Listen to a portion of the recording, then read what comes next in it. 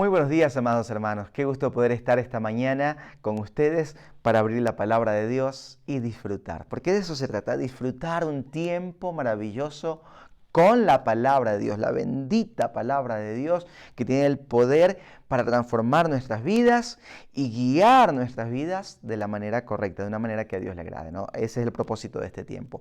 Y allí nuestra porción para hoy está en 1 Timoteo capítulo 3, desde el versículo 8 hasta el versículo 16. Y aquí en esta porción vamos a seguir mirando requisitos. Sigue la lista de requisitos, pero en esta ocasión van a ir dirigidos hacia los diáconos. Pero no solamente hacia los diáconos, sino también hacia sus esposas. Las esposas de los diáconos, las mujeres diaconisas. Pero también nos vamos a dar cuenta que hay requisitos sobre cómo debe conducirse el creyente, el cristiano en general, allí en la casa de Dios, en la vida cotidiana. ¿Ok? Pero antes de ver estos requisitos, veamos la diferencia entre un diácono y un obispo. ¿Cuál es la diferencia? Bueno, el obispo está a cargo específicamente de las cuestiones o de los aspectos espirituales de la congregación, mientras que el diácono está a cargo del servicio material de la congregación y que evidentemente tiene una implicancia espiritual. ¿Sí? Si nosotros revisamos a lo largo de la Escritura, allí a partir de Hechos capítulo 6, donde se eligen a los diáconos, ¿no? Usted recordará, ahí está la lista de los 7 diáconos que son elegidos, es para administrar los fondos de la congregación, los recursos económicos de la congregación, para atender las necesidades de las viudas, las necesidades de las familias de la congregación que están allí en una situación difícil. Entonces los diáconos son las personas encargadas de suplir o atender esta necesidad física o material que evidentemente, como decíamos, tiene una implicancia espiritual. Así es que vamos a ver esta lista ahora sí de requisitos. Dice allí en el versículo 8, los diáconos asimismo, o sea, de la misma manera que los obispos, igualmente que los obispos necesitan cumplir estos requisitos los diáconos. Entonces, ¿qué requisitos? Dice, deben ser honestos, o sea, deben vivir una vida transparente, ¿ok?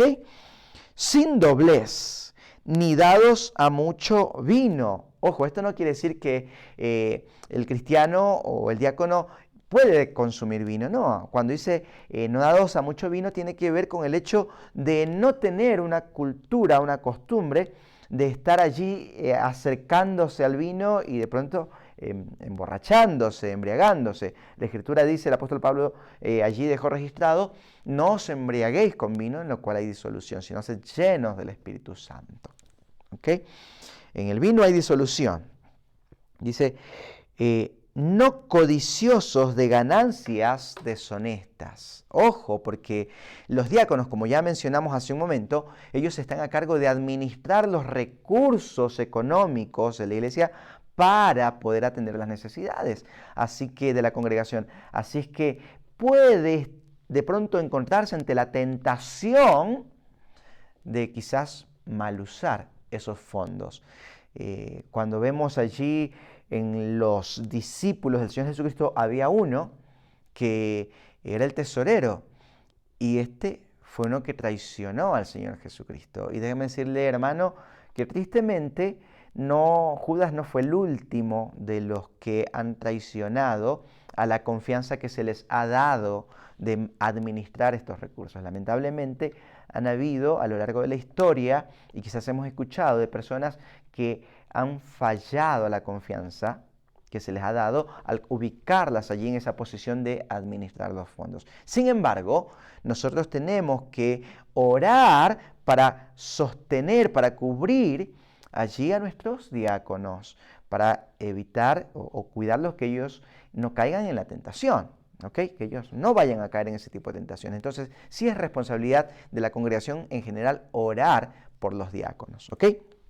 Entonces, sigue diciendo que guarden el misterio de la fe con limpia conciencia. El misterio de la fe que ya fue revelado en realidad y que más adelante en el versículo 16 va a explicar un poquito más. Pero allí dice, terminando en el versículo 9, dice, con limpia conciencia, con limpia conciencia. O sea, es una persona que vive una vida transparente, honesta, coherente con la fe que dice tener. ¿Ok? Entonces es una persona que no tiene nada de qué avergonzarse, que no está ocultando nada allí en una vida de hipocresía. ¿Está claro? Y después dice en el versículo 10, y estos también sean sometidos a prueba primero, y entonces ejerzan el diaconado si son irreprensibles. Aquí la recomendación de la Escritura es que los diáconos no tienen que ser elegidos por sus caras o por sus títulos o por sus trabajos seculares. No. Tienen que ser elegidos previa evaluación. Tienen que ser sometidos a una evaluación, a un tiempo de prueba. Y después de haber sido sometidos a un tiempo de prueba, si son irreprensibles, entonces ahora sí se les puede ya encargar esta responsabilidad del diaconado. ¿Okay? Y ahora va a hablar en cambio acerca de las mujeres, de las esposas de los diáconos, pero también aquellas mujeres que por ahí de pronto no tienen marido, pero son llamadas también a suplir esta necesidad del diaconado. Las diaconisas. En la Biblia encontramos allí en el Nuevo Testamento mujeres que eran diaconisas. Allí dice el versículo 11, las mujeres asimismo sean honestas, no calumniadoras, sino sobrias, fieles en todo. Tienen que ser, dice, honestas, no calumniadoras. Ojo con esa lengua, las mujeres. Y los varones también, no solo las mujeres, pero en este momento está hablándole a las mujeres, que tienen que tener una lengua controlada, así que no calumniadoras las mujeres. Ahora es interesante, porque cuando dio los requisitos de los obispos, no mencionó a las mujeres, porque la Biblia no reconoce pastoras a cargo de una congregación. ¿Okay? El tema de los dones es un tema bastante interesante, ¿no? Los dones para hombres y para mujeres. No hay, en la lista de dones, no hay dones masculinos o dones femeninos, pero sí hay posición de responsabilidad donde se ejerce ese don. ¿Okay? Y al hombre se le dio la responsabilidad de ejercer el don de pastor al frente de una congregación. La mujer puede tener el don de pastora, pero no para estar al frente de una congregación, sino para pastorear la vida de otras mujeres, no para ser pastoras al frente de una congregación. Por eso en la lista acá de requisitos de los obispos no aparece la mujer. Sin embargo, acá dentro de la lista de requisitos para los diáconos sí aparece mujeres que pueden ser diaconisas. ¿Ok? Y entonces sigue diciendo, los diáconos sean maridos de una sola mujer y que gobiernen bien sus casas y sus hijos, ¿no? Sus hijos y sus casas. Aquí una vez más se hace énfasis en que el hombre tiene que vivir una vida que en realidad muestra que es fiel a su esposa, que vive un matrimonio que honra a Dios, que glorifica a Dios. ¿Okay? Fidelidad, la fidelidad conyugal es un testimonio poderoso, sobre todo en estos tiempos donde la figura del hogar está totalmente torcida, distorsionada, tergiversada, y sobre todo el modelo bíblico, ¿no? Para la familia está por los suelos. Entonces, ¿cuánto más hoy hay la necesidad de poder mostrar allí, levantar el testimonio de lo que es una familia cristiana? Y allí el marido juega un papel importantísimo. Entonces, que el marido sea fiel, dice allí, ¿no? Maridos de una sola mujer. El versículo 13, porque los que ejercen bien el diaconado ganan para sí un grado honroso y mucha confianza en la fe que es en Cristo Jesús. Ganan un grado honroso, ganan respeto, la admiración de la congregación. Si usted lee en Hechos capítulo 6, en el versículo 5, se va a dar cuenta que cuando eligen a los diáconos, ¿a quién eligen? Dicen, Esteban, varón lleno del Espíritu. O sea, tenía un testimonio público y evidente. La gente lo respetaba y lo elige por eso. Dice Esteban, varón lleno del Espíritu Santo, Felipe, y continúa la lista, ¿no? Eran personas que habían ganado un testimonio, un respeto delante de la congregación y por eso van a ser elegidos. ¿Okay? Y después va a decir en el versículo 14, esto te escribo, aunque tengo la esperanza de ir pronto a verte, para que si tardo, sepas cómo debes conducirte en la casa de Dios, que es la iglesia del Dios viviente, columna y baluarte de la verdad. Ahí está, ¿no? El apóstol Pablo quería ir, pero sabía que de pronto por ya llegar a demorarse. Y entonces le dice, bueno, ¿cómo tienes que conducirte? ¿Cómo cada cristiano tiene que conducirse dentro de la congregación, dentro de la iglesia de Dios? Y es interesante porque dice columna y baluarte. En aquella época era común que en las plazas públicas se levante una columna, una especie allí de obelisco. Y en esa columna se iban a clavar los anuncios que eran de importancia, de vital importancia para el pueblo, para la comunidad. Entonces, en esa columna se clavaban los anuncios. Entonces, la iglesia es esa columna que anuncia, dice la verdad. Pero no solamente dice que es columna, sino baluarte. O sea, es una estructura de defensa. La iglesia está para defender la verdad. ¿Cómo la defiende? No con palabras solamente. La defiende con una vida de testimonio público. Una vida de testimonio que le enseña a la gente cómo debe llegar a Dios, cómo debe encontrar a Dios, cómo puede encontrar a Dios, porque la iglesia está para eso, para ser una luz que guía al perdido hacia Cristo. ¿Okay? Entonces la iglesia está para ser una columna que anuncia, pero también como una estructura que defiende a la verdad.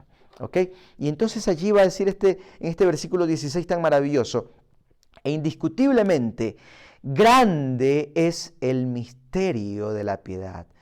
Grande, o sea, es sublime, es maravilloso. ¿Cómo es? Dice este misterio. Allí continúa diciendo, Dios fue manifestado en carne. Claro, Dios se hizo hombre. Allí en ese humilde pesebre de Belén, el Dios eterno y soberano, omnipotente, se va a encarnar en ese bebé. Tierno, frágil, pero ese bebé era Dios. ¿Okay? Entonces, Dios se va a manifestar en carne. Ahora, ¿por qué fue necesario que se manifieste en carne, mi amado hermano? Yo creo que es importante recordar en esta mañana que fue necesario que se manifieste en carne para que Él pueda morir por sus pecados y por los míos. Entonces fue necesario que se manifieste en carne. Gracias a Dios, porque se manifestó de esta manera. ¿Okay? Se manifestó en carne, dice, justificado en el Espíritu. Claro, el día que él fue bautizado, públicamente se escuchó esa voz que venía del cielo allí, que decía, este es mi Hijo amado.